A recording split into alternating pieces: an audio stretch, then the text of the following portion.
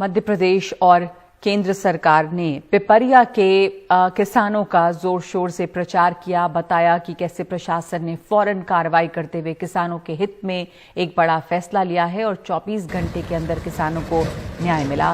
लेकिन क्या ये हकीकत है? क्या वाकई किसानों को न्याय मिला?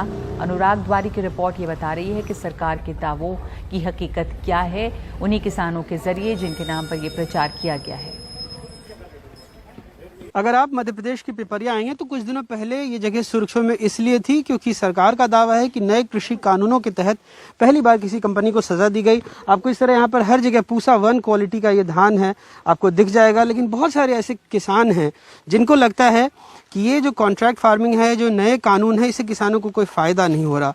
और इन किसानों की बात की अहमियत इसलिए है क्योंकि ये पिछले कुछ सालों से कॉन्ट्रैक्ट फार्मिंग कर रहे हैं।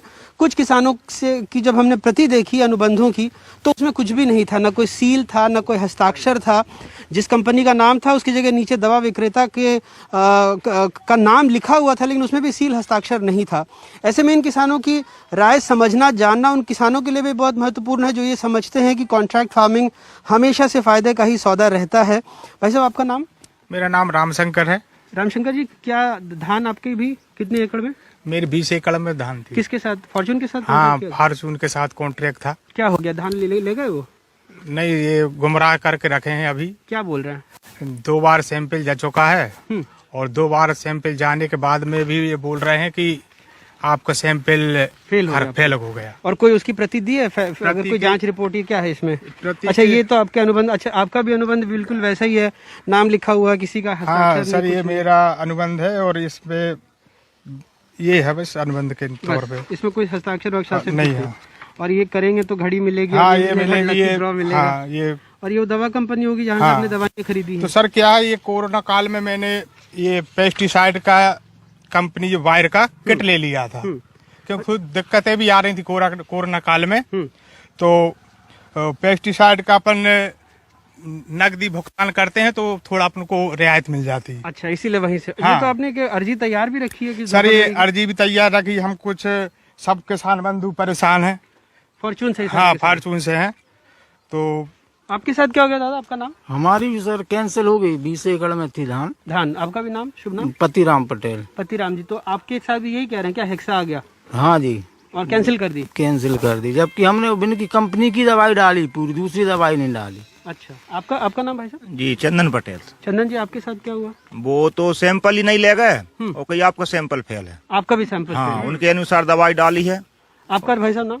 मनोज पटेल साहब। आपके साथ भी सैंपल फेल? हाँ साहब, यही हुआ है। कितने एकड़ में थी आपके पास? 10 एकड़ में। 10 एकड़ में धान। भाई साहब, आपका नाम बताएंगे? शोभाराम पटेल। शोभाराम पटेल जी, आपका भी धान फेल कर दिया? हाँ, 18 एकड़ में थी, 2 धान सैंपल ले जा चुके। कोई ऐसा है जिसका धान उठाकर ले गए वो लोग अभी तक? नहीं, अपनी भी 2 बार ले जा चुके हैं सैंपल और अभी तक कुछ नहीं हुआ। कुछ भी नहीं हुआ। आपका शुभ नाम? अनिल शर्मा। अनिल शर्मा जी। भाई साहब, आपका नाम?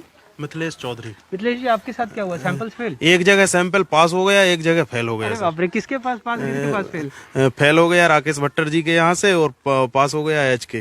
पर आपने तो कॉन्ट्रैक्ट किसी एक के साथ ही किया होगा? नहीं, दोनों के साथ था 50-50। अच्छा, 50-50। हाँ, तो दोनों के साथ एक में पास हुआ, एक में फेल हुआ। जहाँ पास हुआ और दोनों कंपनी की दवाई एक सी डली है। अच्छा, कोई अंदर नहीं। फेल वही हेक्सा बोल के? हाँ।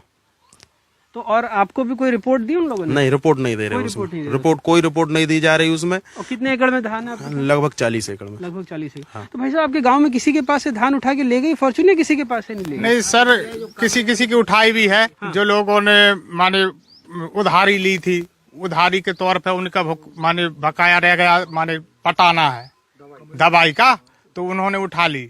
तो कम रेट में उठा ली है।